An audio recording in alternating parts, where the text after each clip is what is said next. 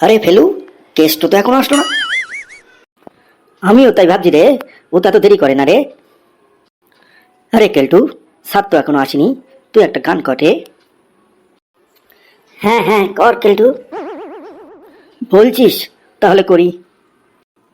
I Dona I Dona, আয় রে আমার পাশে বস একটুখানি, নতুন নতুন চুটকি নে শিখে নে, যখন কিছুই ভালো লাগবে না তোর, আমার পাশে বসে তুই গল্প করবি রে। I Dona I Dona. এই চুপ কর স্যার আসছে।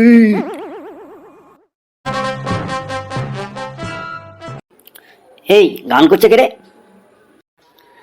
কেলটু স্যার। এই কেলটু দা, তুই গান করছিস কেন রে? স্যার আপনি আসছিলেন না, তাছাড়া ওরা একটু বললো গান করতে, তাই একটু মনের চোখে গান করছিলাম স্যার। ক্লাসের মধ্যে গান করা? দাঁড়িয়ে থাক, তুই দাঁড়িয়ে থাক। আর হবে না স্যার, বসবো। হ্যাঁ তুই বুঝতে পারবি, এই প্রশ্নটার উত্তর যদি ঠিকঠাক দিতে পারিস তাহলে তুই বুঝতে পারবি। বলুন স্যার। আচ্ছা বলতো, ভারত থেকে প্রথম বিদেশে গিয়েছিলেন কোন মহিলা এবং তিনি কোথায় গেছিলেন? সীতা স্যার, এবং তিনি শ্রীলঙ্কায় গেছিলেন স্যার। হ্যাঁ, তুই সকাল সকাল আবার শুরু করে দিলি।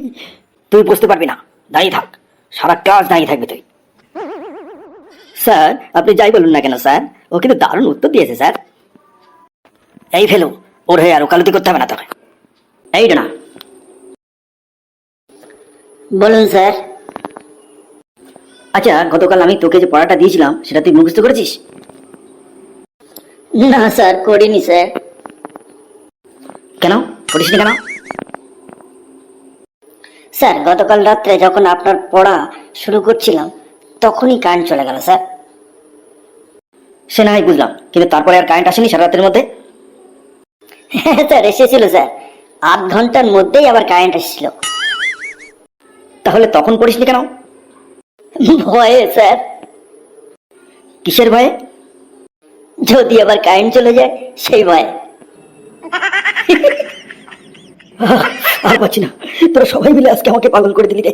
ও কি উত্তর! তোকে আমি গার্জিয়ান কল করবো। না স্যার, গার্ডিয়ান কল করবেন না স্যার, ব্যাপক মারবে আমাকে। স্যার ওকে গার্জিয়ান কল করবেন কেন স্যার? ও তো ঠিকই বলেছে স্যার। ওরে শয়তান, তোর এতক্ষণ দাঁড়িয়ে থেকেও শিক্ষা হয়নি, দেখাচ্ছি মজা তোর, দাঁড়া। ঠিক আছে, আজকে তোর আর গার্জিয়ান কল করছি না, কিন্তু ওদের সঙ্গে তুইও দাঁড়িয়ে থাক। আচ্ছা পচা, তুই বলতো নেতাজি সুভাষচন্দ্র বসু কত খ্রিস্টাব্দের কত তারিখে জন্মগ্রহণ করেন? 1897 সালের 23শে জানুয়ারি স্যার।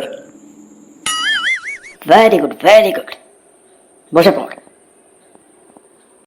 এই দেখ তোরা, ক্লাসের মধ্যে পচাই একমাত্র পড়াশোনা করে। স্যার আর পাচ্ছি না স্যার, প্রচন্ড পায়ে ব্যথা করছে স্যার, বলবো স্যার? আচ্ছা তুই এই প্রশ্নটার উত্তর দিতে পারলে বুঝতে পারবি।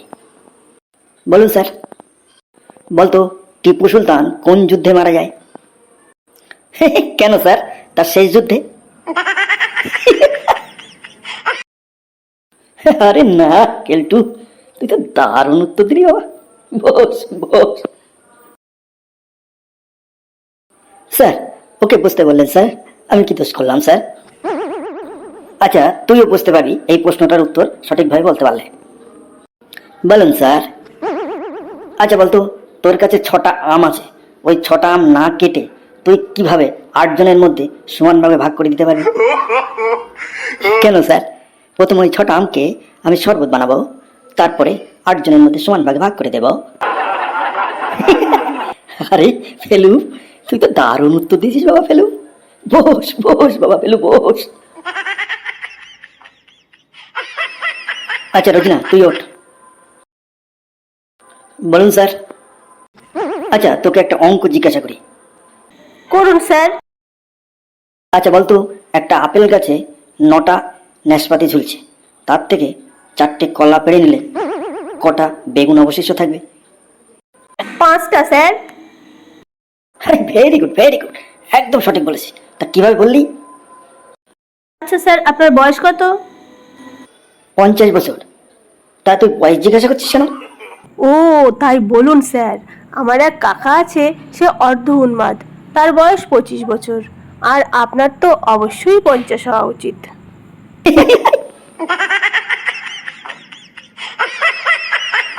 আচ্ছা ঠিক আছে ঠিক আছে, তুই বস বস। স্যার, এক এক করে সবাইকে বসতে বললেন স্যার। আমি কি দোষ করেছি স্যার? আমার পায়ে খুব ব্যথা করছে স্যার, আমাকে একটু বসতে দিন না স্যার। আচ্ছা, তোকে একটা বাংলার ব্যাকরণের কোশ্চেন জিজ্ঞাসা করি, এটা বলতে পারলে তুই বুঝতে পারবি। বলুন স্যার। আচ্ছা বলতো, লিঙ্গ কয় প্রকার? 4 প্রকার স্যার। 4 প্রকার? তা কি কি বল দেখি।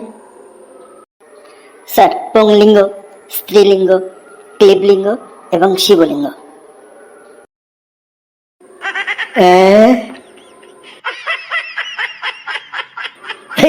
শিখি চল শিখি চল, স্যার কোথায় অজ্ঞান হয়ে গেছে। চল চল। স্যার স্যার উঠুন স্যার, আপনার কি খুব শরীর খারাপ লাগছে স্যার? হেড স্যারকে ডেকে আনবো কি স্যার? আমি কোথায়? স্যার, আপনি আমাদের ক্লাসের চেয়ারে স্যার। আমি এবার শুয়ে আছি কেন? স্যার, আপনি অজ্ঞান হয়ে গেছিলেন স্যার। উঠুন স্যার উঠুন। স্যার, আপনি এখন ঠিক আছেন তো স্যার? হ্যাঁ হ্যাঁ, মনে পড়েছি মনে পড়েছি। আমি আমি ডোনাকে বাংলায় ব্যাকরণের লিঙ্গ সম্পর্কে জিজ্ঞাসা করেছিলাম। ওর উত্তর শুনেই আমার মাথা ঘুরছিল এবং শেষে আমি অজ্ঞান হয়ে গেছিলাম। আমি আর পড়াবো না তোদের, এই আমি চললাম চললাম। বন্ধুরা, স্যার ডোনার উত্তর শুনে পালিয়ে গেছে। ভিডিওটা এখানেই শেষ হলো। এই ভিডিওতে যে সমস্ত চরিত্রগুলো ব্যবহৃত হয়েছে সে সবই কাল্পনিক, বাস্তবের সঙ্গে এর কোনো মিল নেই। ভিডিওটা যদি আপনাদের ভালো লেগে থাকে তাহলে অবশ্যই অবশ্যই একটি লাইক করবেন, আর হ্যাঁ অবশ্যই কমেন্ট করবেন। কমেন্ট না করলে আমরা বুঝতে পারছি না আমাদের ভিডিওটা কেমন হচ্ছে। আর অবশ্যই চ্যানেলটি সাবস্ক্রাইব করে রাখবেন এরকম সুন্দর সুন্দর মজাদার ফানি ভিডিও পাওয়ার জন্য। ভালো থাকবেন, অনেক অনেক ধন্যবাদ।